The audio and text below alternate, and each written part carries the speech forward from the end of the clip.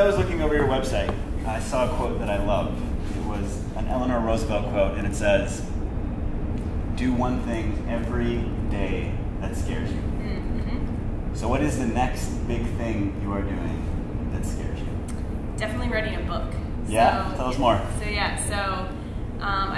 I've been writing, journaling since as long as I can remember. If growing up, if you pulled open the drawer next to my bed, it was literally hundreds of journals with lots of keep out written on them. I had locks on them because I was afraid for anyone to read my writing back then. And then I started an online magazine when I was 12, and I just always was, everywhere I go I have a journal, dinner tables, everywhere. And I'm just constantly writing and expressing. And it's been probably the thing that I've been thinking about the most is, finally writing this book. Yeah. And with what Bold really teaches is it teaches this mindset around being bold. It provides people with clarity on who they are, what they want, and how to get it. And then it creates this community of like-minded yet diverse people who will create inspiration, hold them accountable, and really help them accelerate their future, as well as mentors. And so for me, this book is really going to be the Bold Bible that teaches this mindset, that helps people to understand the limitations that are holding them back and can really enable them to move boldly on. And so it scares the shit out of me, but it also excites me the most. And there's this Jack Chang, I think is his name. If you go on his website, jackchang.com, it's awesome. It says in giant letters, if it scares you and excites you at the same time, it probably means you should do it. And I often think of that, and so that's how I feel about the book. One of the things that I've always thought was super rad about Amber is that she's always creating content.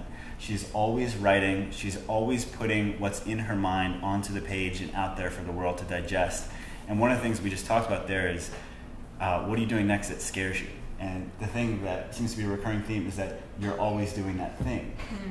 So what would you say to people who are in those moments, whether it's wanting to write, whether it's wanting to play music, whether it's wanting to start a business? What advice would you give to those people that are trying to embrace that fear and actually kind of move past it and do those things? My big thing is action and experimentation. If we want progress, we have to take action, and we're always going to have fears, and the most important thing is to first acknowledge it and then act anyway. And if you're having trouble acting, I would either reach out to friends and somehow, come up with some sort of accountability where you can really inspire each other and help navigate the specific struggles, or so this whole idea of experimentation. A lot of people, what I've realized with a lot of clients that I've worked with is that the reason why they don't act is because they're afraid that if I act, will this be the end all, or what if it's not the right thing, or they want it to be perfect. But that's not how life works, because life is one big experiment. And so if you think about what you're thinking about and when you want to act on as just an experiment to find answers, and it's a discovery process, it often changes the emotion associated with taking action. And so, acknowledge the fear, act anyway, and find answers through experimentation.